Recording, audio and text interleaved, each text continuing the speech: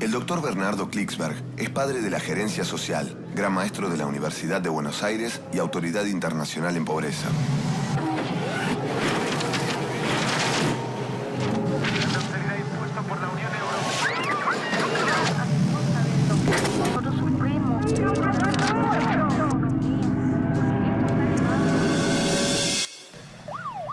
Corrupción es la mano que se mete en medio de una comida y una boca. Son bolsillos llenos que de su propio peso harán caer a su portador. Es la ambición negativa, el cáncer del pueblo. Un embudo injusto. Hijos de puta. ¿Sabía usted que hay un país en África que se llama Guinea Ecuatorial que tuvo la bendición divina de que hace muy poco, unos pocos años atrás, se descubrió que tenía reservas de petróleo excepcionales?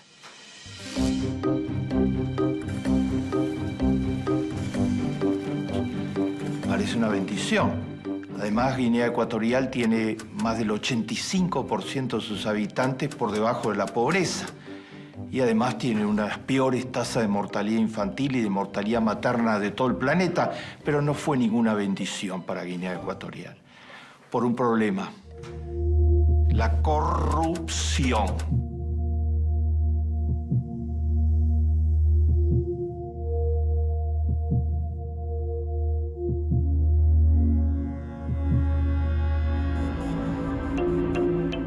El dictador de Guinea Ecuatorial, que hace muchos años que está en el poder a sangre y fuego, no hay ningún orden de oposición permitida dentro de las reglas de juego del dictador, se apropió de todo lo que ingresó en el país. Lo tiene depositado en cuentas en el exterior, en paraísos fiscales. El New York Times informa de que el Estado americano confiscó algunos de los yates y aviones de lujo que el hijo del dictador compró en los últimos meses en los Estados Unidos. Mientras los chicos se mueren antes de cumplir un año de edad,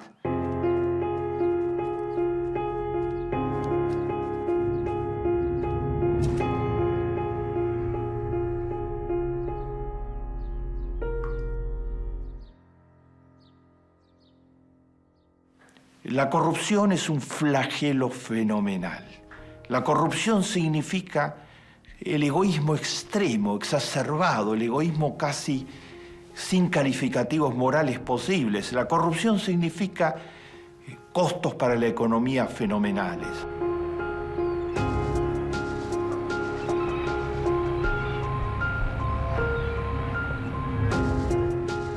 La corrupción significa un ejemplo totalmente destructivo para los jóvenes particularmente. Lleva al nihilismo, al cinismo, a la falta de credibilidad en nada.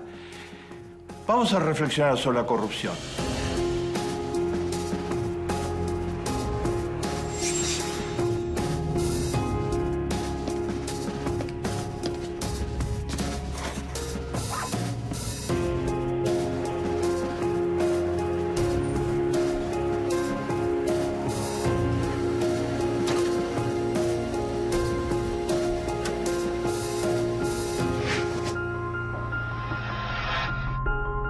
En primer lugar, vamos a tratar de derrumbar algunos mitos sobre la corrupción. Vamos a reflexionar sobre si la corrupción normalmente es en el sector público, como se piensa.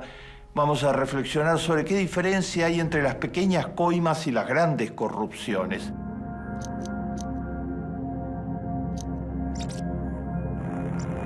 En Colombia se destapa otro escándalo de corrupción. Los recursos para la educación de los más pobres estarían siendo defraudados por particulares. Vamos a tratar de ver si es verdad eso de que a la gente no le importa mucho la corrupción. Vamos a ver algunas razones estructurales de la corrupción y vamos a ver finalmente cómo se puede combatir a la corrupción. Y hay buenas noticias que se las diré al final de todo. Hay esperanza.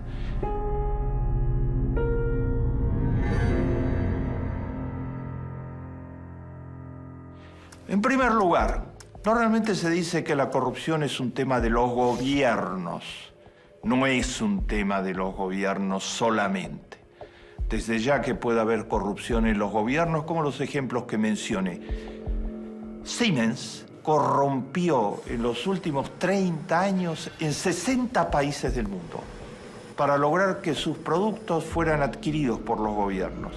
Corrompió sistemáticamente. Según los tribunales de justicia americanos, formaba parte de las prácticas usuales de la empresa. Siemens trató de corromper al gobierno de Menem en la Argentina para llevarse un contrato de producción de documentos de identidad de $1.000 millones. Y en Argentina, un exdirector de Siemens fue acusado de abuso de confianza por presuntos pagos de sobornos para adjudicarse un proyecto en el país. Es lícito la coima, es lícito apropiarse de lo ajeno. Los tribunales americanos decretaron el juicio criminal contra 11 de los más altos responsables de Siemens, porque como Siemens está inscripta como una empresa en los Estados Unidos y ahora hay una ley que persigue las prácticas corruptas de empresas que están en los Estados Unidos, ahora les están haciendo un juicio criminal. Cuando en el juicio inicial, hace 2 o 3 años atrás, se le preguntó al responsable de la caja chica de Siemens si no estaba arrepentido de haber durante tantos años sobornar a tanta gente, causando tanto daño a la sociedad, contestó: en realidad nuestro problema es que nosotros hemos faltado al 11º mandamiento. Le preguntó el fiscal: ¿y a qué se refiere cuando dicen que han faltado al 11º mandamiento? The 11th commandment is, don't get caught. Don't get caught. Don't get caught. Hasta 1999, en las leyes de Alemania, estaba permitido deducir de los impuestos por parte de las empresas que pagaban sobornos de corrupción, deducir los sobornos que se pagaban de los impuestos, como gastos de venta de las empresas. Recién en ese año, la Unión Europea en su conjunto dictó disposiciones que hacían ilegal el pagar corrupción. Así que, en primer lugar, la corrupción no es un tema de los gobiernos. La corrupción es un tema mucho más entrelazado. Siempre que hay un corrupto en el gobierno, hay un corruptor en el sector privado.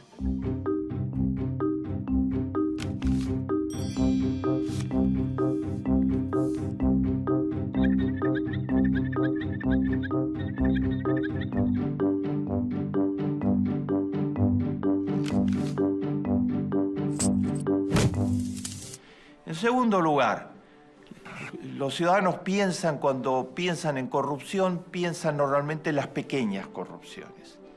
Dicen, tuve que pagar una coima para conseguir un carnet para algún trámite, o tuve que pagar una coima en un trámite, o le tuve que pagar, como se suele decir en México, una mordida al inspector de tráfico, al guardia de tráfico para que no me hiciera una multa.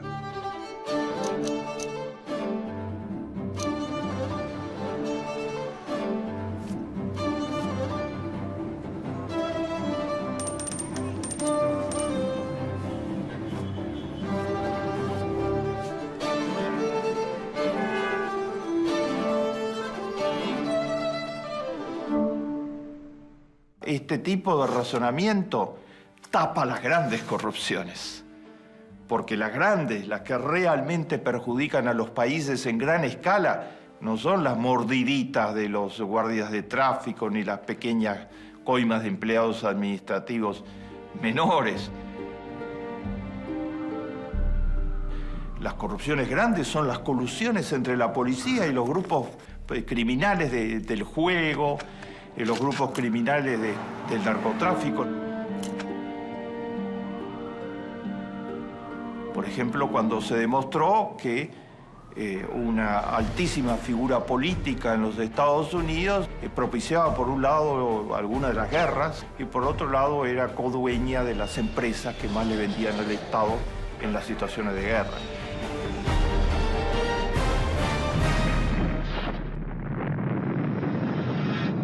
Las colusiones grandes son las que tienen que ver con fondos que van a las campañas electorales en forma oculta, sin transparentar. El financiamiento por debajo de las campañas electorales es un instrumento muy importante de extorsión del sistema político. Porque para que haya democracia real, todo financiamiento de una campaña electoral, primero está regulado, tenga límites, y segundo, sea transparente, que la gente sepa de qué se trata.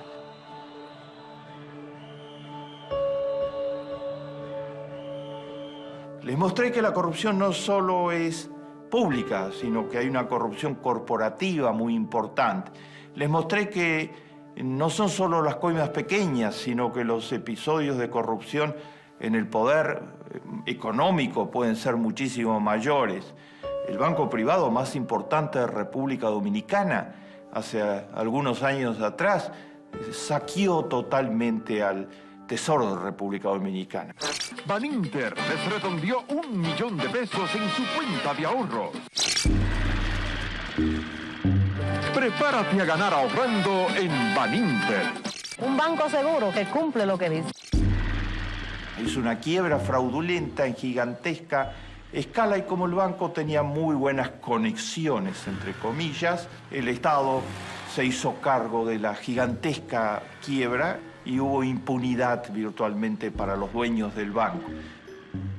¿No piensa que en su gobierno también hubo corruptos y ladrones? Robito hubo. Ahora, el que no robó fue el presidente.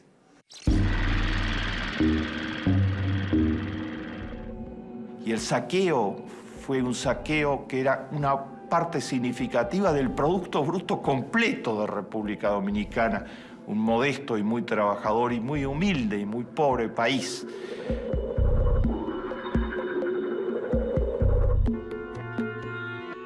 En tercer lugar, se dice con frecuencia, bueno, a la gente no le importa mayormente lo de la corrupción. La gente se conforma con que, aunque es corrupto, produzca el famoso asunto de que no importa si es más o menos corrupto, la cuestión es que las cosas estén funcionando. No es así.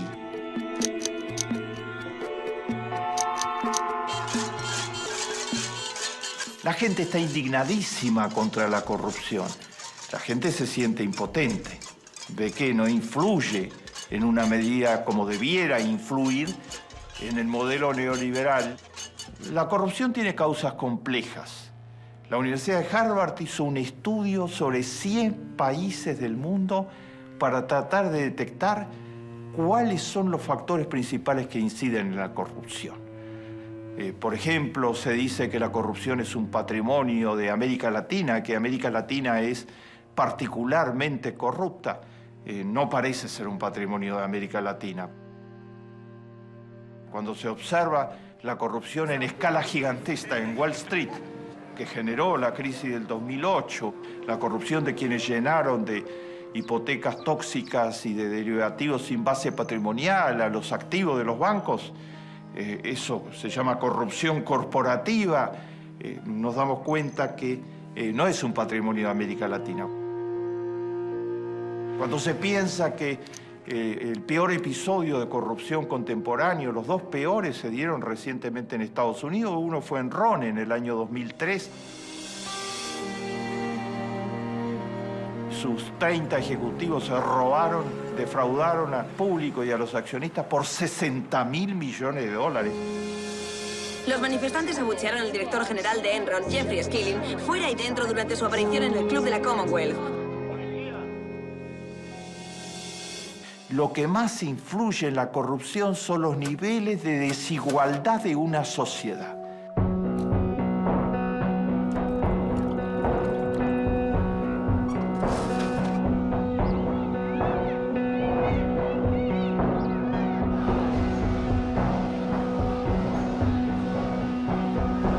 Por ejemplo, Noruega, Suecia, sociedades que son las más igualitarias del planeta. Eso significa que toda la gente tiene educación, tiene salud y controla. Hay una opinión pública fuerte, organizada, controlando y haciéndose presente permanentemente. Los poderes públicos están obligados por esa opinión pública a informar de todos sus actos. Y esa opinión pública tiene las calificaciones, la educación para evaluar y protestar cuando cree que hay alguna situación dudosa. Hay lo que se llama control social, pero para eso tiene que haber igualdad en la sociedad.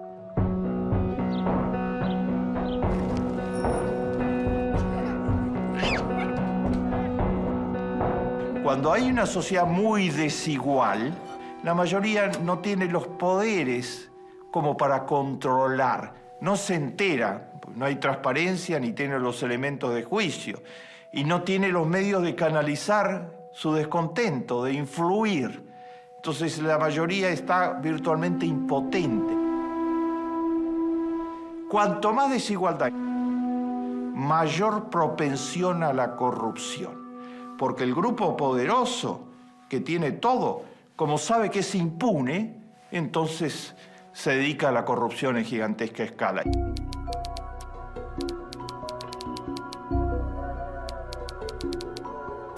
Si quieren terminar con la corrupción, mejoren la igualdad en la sociedad. Educación para todos, salud para todos, distribución del ingreso razonable, acceso a trabajo para todos. Eso es el antídoto principal contra la corrupción.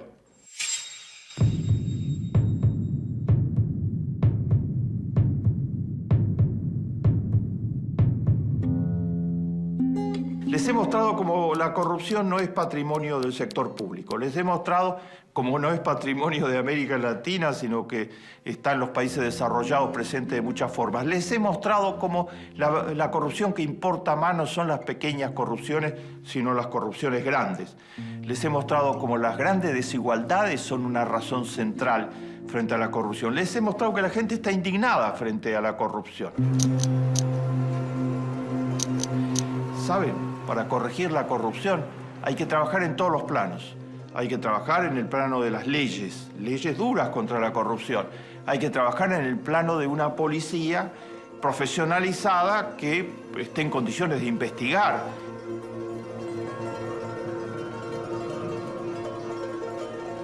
Hace falta una justicia de manos limpias totalmente.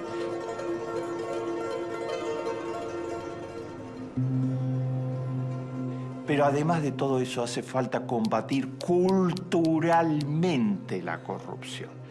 Si Noruega, Suecia, Dinamarca son los primeros de las tablas internacionales de no tener corrupción, una razón central, además de la igualdad y de que tienen buenas leyes, buena policía y buenos jueces, una razón central es que la cultura en esos países considera a la corrupción una de las peores lacras de la sociedad. Alguien que sea corrupto sería echado de su club social. En la Argentina de los años 90, o en el Brasil de Collor de Mello, o en el Chile de Pinochet, era al revés. La corrupción venía desde el poder. Era casi público que las privatizaciones tenían altísimos márgenes de corrupción. Nosotros hemos ideado un decálogo que dentro de unos días se conocerá, que es el decálogo menemista de la reforma del Estado. El mandamiento 1 está extraído de sus muchos discursos, dice así: nada de lo que deba ser estatal permanecerá en manos del Estado. Y una parte de la población fue contaminada profundamente culturalmente y convencida de que el que robaba, pero que lo hacía cubriendo las apariencias, era lo que en el lenguaje porteño se llama un piola. Era un vivo. En cambio, el funcionario público que no se dejaba corromper, que no cedía frente a la presión por corrupción, era un idiota, ¿no? Esa infiltración de la corrupción en la cultura es fatal. ¿Se puede derrotar la corrupción después de todo lo que les comenté? Claro que se puede derrotar la corrupción, está a la vista. Una nueva acusación de corrupción salpica al gobierno de Brasil. La presidenta Dilma Rousseff ratifica su compromiso para atacar esta problemática. Tras ser acusado de corrupción. O ministro do Turismo deu explicações hoje no Congresso. El Comité de Ética Pública de la Presidencia de Brasil recomendó su despido por mala administración.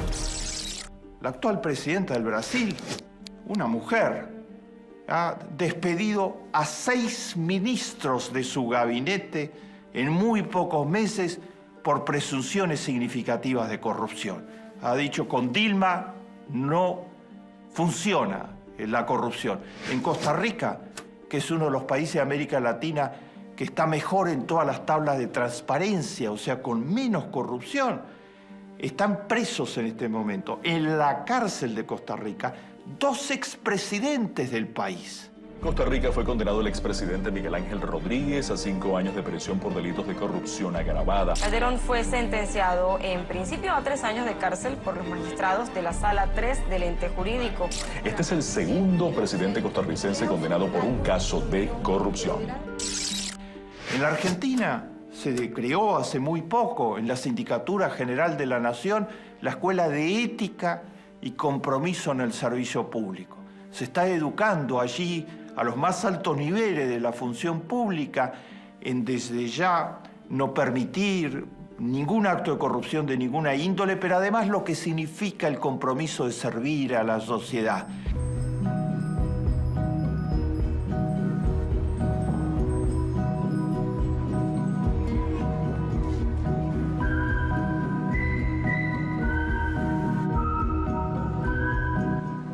Existen todas las posibilidades históricas actualmente para erradicar esta plaga infame definitivamente de la historia de los pueblos de América Latina. Pero cada ciudadano tiene que participar, como participan actualmente los pueblos que han logrado erradicar la corrupción.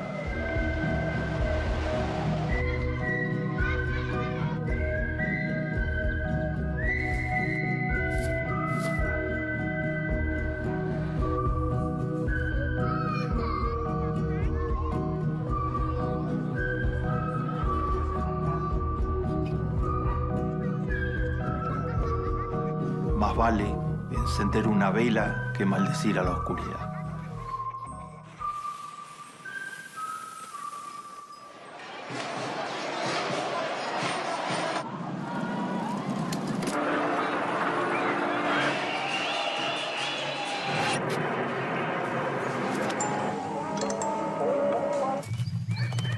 $5 millones de personas